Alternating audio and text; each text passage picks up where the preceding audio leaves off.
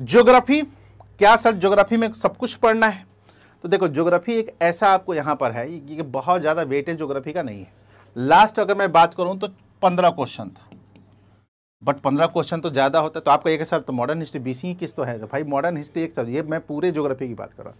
Geography को सामान्यतः हम लोग कितने भागों में बांटते हैं? एक हो गया अपना इंडियन ज्योग्राफी, दूसरा हो गया फिजिकल ज्योग्राफी जिसको आप लोग वर्ल्ड कहते हैं, और तीसरा हो गया mapping. Indian geography, physical geography और मैप। जो सबसे ज़्यादा वेटेज है वो है इंडियन ज्योग्राफी से। ये उसके बाद कभी कभी मूड होता है तो फिजिकल से ज़्यादा देता है। जैसे देखिएगा कि 67 कैंसिल हुआ था ना, 67 का जो कैंसिल पेपर था ना, उसमें फिजिकल ज्योग्राफी से 7 से 8 क्वेश्चन दे दिया गया था। 4 क्वेश्चन तो सीधे लैंड फॉर्म से दिया गया था, चैप्टर से, स्थलाकृति चैप्टर से, और बाकी 2-3 क्वेश्चन तो हल्के में नहीं लेना है, क्योंकि यहाँ 3-4 ही ऐसे टॉपिक होते हैं जहाँ से क्वेश्चन बहुत होता है। अब मैप को देख लीजिएगा क्योंकि मैप क्वेश्चन पूछता है, तो ये बेसिक है। इंडियन ज्योग्राफी में सबसे इंपॉर्टेंट क्या है?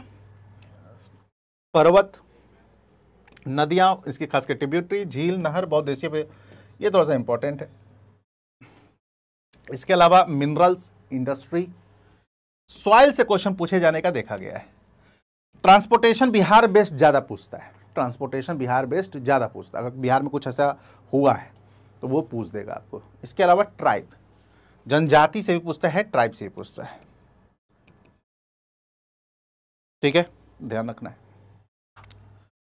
नेक्स्ट आते हैं विश्व का भूगोल। विश्व का भूगोल अगर आपके पास कंटेंट है मेरा तो बहुत इधर उधर करने की जरूरत नहीं है, नहीं तो महेश मंडवाल से, या अगर चाहे तो आप लोग PW के भी, मैं इसलिए बता रहा हूँ, ये सबको बता रहा हूँ, नॉट ओनली फॉर PWNs, सबके लिए बता रहा हूँ। तो अगर मार्केट में महेश मंडवाल की 2 किताब मिलती है, एक आती है NCERT बेस्ड और एक आता है आपको समग्र अध्ययन। तो समग्र अध्ययन पर ज़्यादा फोकस करना है, ठीक है। वही NCERT बेस्ड वाला मत लीजिएगा, इसमें रिवर, इंपॉर्टेंट सिटी और माउंटेन्स को देख लीजिएगा, हो जाएगा। फिजिकल ज्योग्राफी में आपको मैंने कहा ना बहुत ज्यादा इस करने की जरूरत नहीं है। एक तो लैंडफॉर्म पढ़िएगा, है ना, लैंडफॉर्म पढ़िएगा। दूसरा आपको ग्लोबल विंड पढ़ना है। क्या पढ़ना है? ग्लोबल विंड पढ़ना है। इसके अलावा ओशियन करेंट, यहां से क्वेश्चन देखिएगा लगातार रहता है ओशियन करेंट से, इसको करना है। सोलर सिस्टम से एक आध क्वेश्चन रहता है और एक एटमॉस्फेयर से। तो ये इतना ही, आपको बहुत नहीं पढ़ने की जरूरत है, आपको पूरी कहानी वगैरह नहीं। एक और एक कॉमन चैप्टर होता है वेजिटेशन। देख रहे हैं पूरे फिजिकल ज्योग्राफी मैंने बस सिर्फ और सिर्फ 5 चैप्टर दे दिया है।